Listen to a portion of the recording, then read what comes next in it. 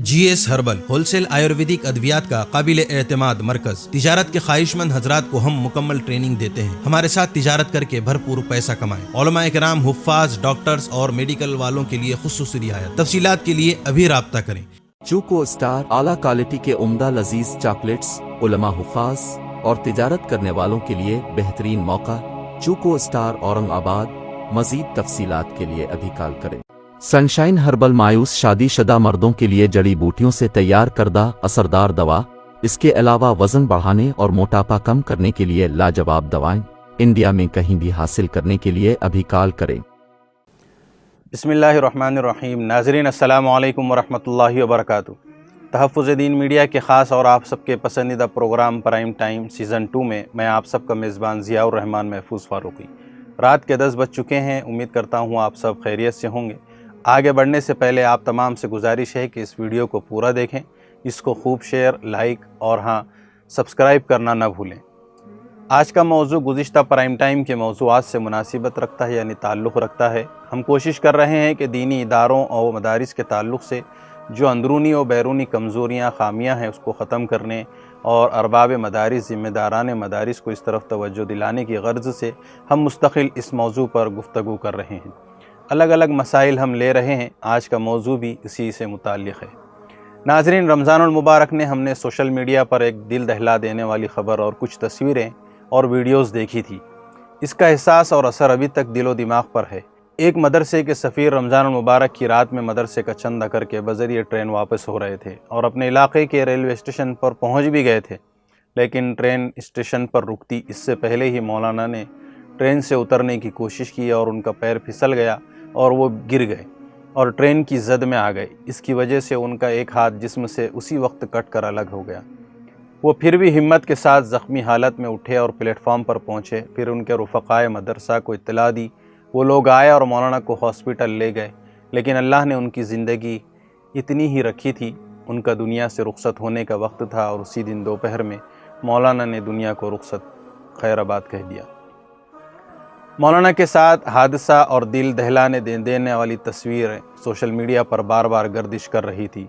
इस पर मुख्तलिफ़ किस्म के तबसरे उलमा और अवाम की जानिब से किए जा रहे थे, लेकिन इसका एक पहलू वाकई में गौर करने के काबिल है कि क्या मदारिस की जानिब से इन जैसे मुअल्लिमीन और मुदर्रिसीन के लिए कोई ऐसी सहूलतें नहीं हैं।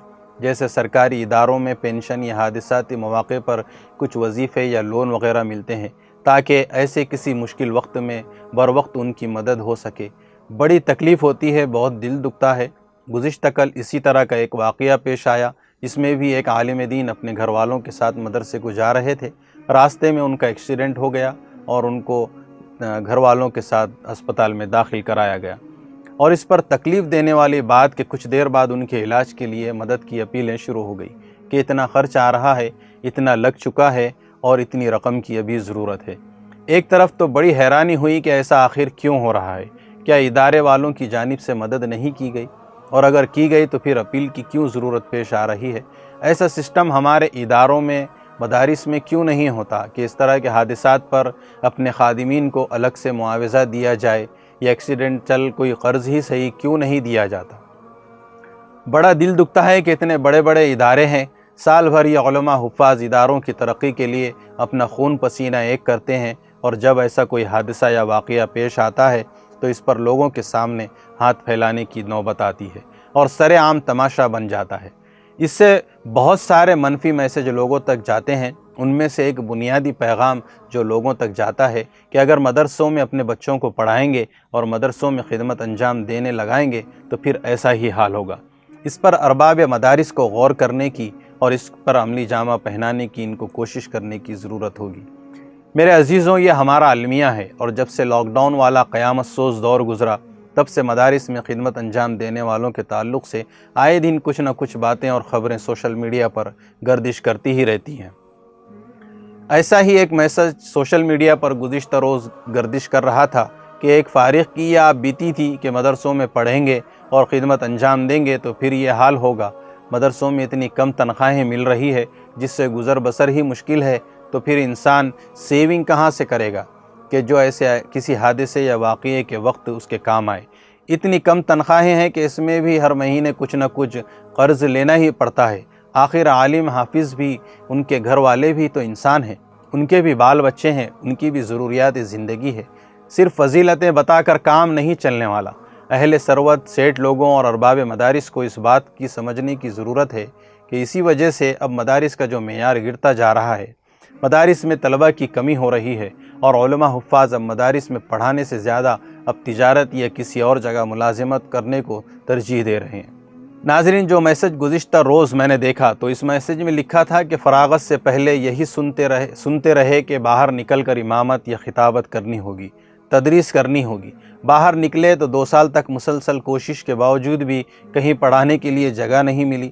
اگر کہیں جگہ ملتی بھی ہے تو 1000 قسم کی شرائط، قواعد و ضوابط، ڈیوٹی ٹائم 15-16 گھنٹے اور تنخواہ باورچی سے بھی کم۔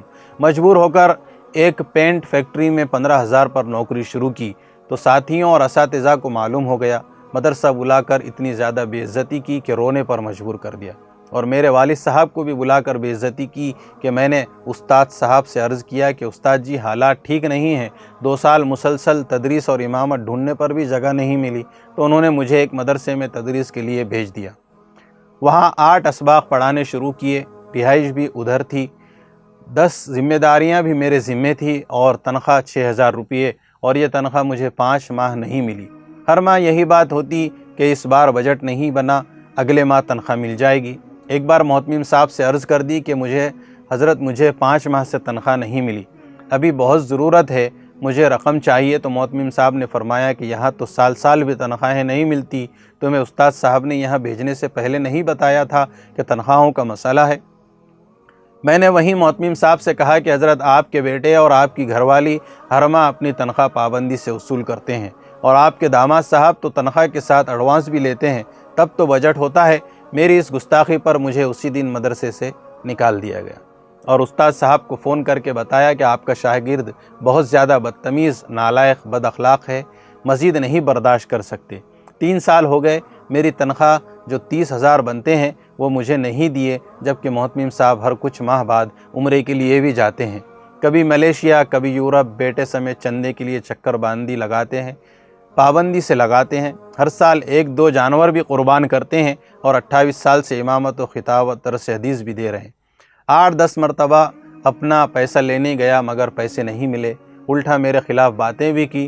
اس کے بعد جامعہ کلاتھ مارکیٹ سے کٹ پیس کا کام شروع کیا، مگر اپنوں کی تنزیہ باتیں اور بے عزتی کے بعد وہ کام بھی چھوڑ دیا، لیکن مسلسل مالی حالات اور مجبوریوں سے تنگ آ کر فیصلہ کر لیا کہ کوئی لاکھ باتیں کرے تو بھی پرواہ نہیں، اور اب اپنا بریانی کا کام شروع کر دیا۔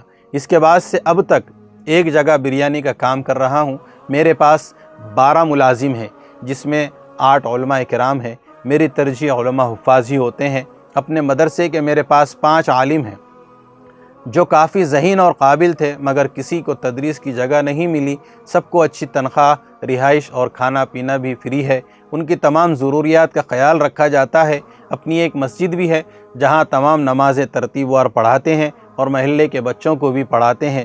ان تمام حالات کے بعد یہ بات سمجھ میں آئی کہ کسی بھی عالم کو ہنر ضرور سیکھنا چاہیے، کوئی نہ کوئی کام ضرور آنا چاہے، چاہے تدریس کے لیے ہر کسی کو جگہ نہیں ملی، چاہے کتنے ہی ماہر کیوں نہ ہو۔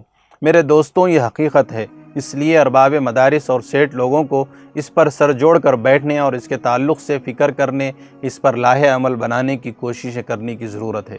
مدارس کے فارغین علماء حفاظ یہ قوم کا اصل اور بہت قیمتی سرمایہ ہے۔ اگر اسی طرح صلاحیت مند علماء حفاظ مدارس کی تدریسی لائن اور خدمت سے دور ہو جائیں گے تو یہ بہت بڑا ناقابل تلافی نقصان ہوگا۔ اس لیے ارباب مدارس اور اہل ثروت لوگوں کو چاہیے کہ اپنے اداروں کے ملازمین، خادمین، علماء حفاظ کے لیے کوئی ایسی شکل اور ترتیب بنائیں جس سے ان کو ایسے حادثات اور واقعوں کے بعد ان کو کہیں شرمندہ نہ ہونا پڑے، کہیں ہاتھ نہ پھیلانا پڑے۔ یہ ہماری سب کی ذمہ داری ہے۔ اگر مدارس کی بقا اور تحفظ چاہتے ہیں تو پھر اس تعلق سے لاہے عمل تیار کرنا ہی ہوگا۔ امید ہے کہ آپ تمام مدارس کے ذمہ داران مدارس اس پر توجہ ضرور دیں گے۔ چلیے ناظرین، وقت کافی ہو گیا ہے۔ انشاءاللہ آئندہ پھر اسی موضوع پر دیگر اہم پہلوؤں پر روشنی ڈالیں گے۔ آپ سے گزارش ہے کہ اس ویڈیو کو خوب شیئر کریں۔ جن احباب نے ابھی تک تحفظ دین میڈیا چینل کو سبسکرائب نہیں کیا، براہ کرم وہ ضرور سبسکرائب کریں۔ جن احباب کو مکمل ویڈیوز نظر نہیں آ رہے ہیں، تحفظ دین میڈیا کی ویب سائٹ ہے www.tahfuzdeen.com۔ اس ویب سائٹ پر جائیں، آپ کو تحفظ دین میڈیا کے مکمل ویڈیوز دیکھنے ملیں گے، آپ وہاں سے اس کو ڈاؤن لوڈ بھی کر سکتے ہیں، اور ختم نبوت سے متعلق اس پر بہت سارا اہم علمی مواد ویڈیوز تحریری شکل میں، امیجز کی شکل میں موجود ہے۔ چلیے اب اجازت چاہتا ہوں، خدا حافظ، السلام علیکم ورحمۃ اللہ وبرکاتہ۔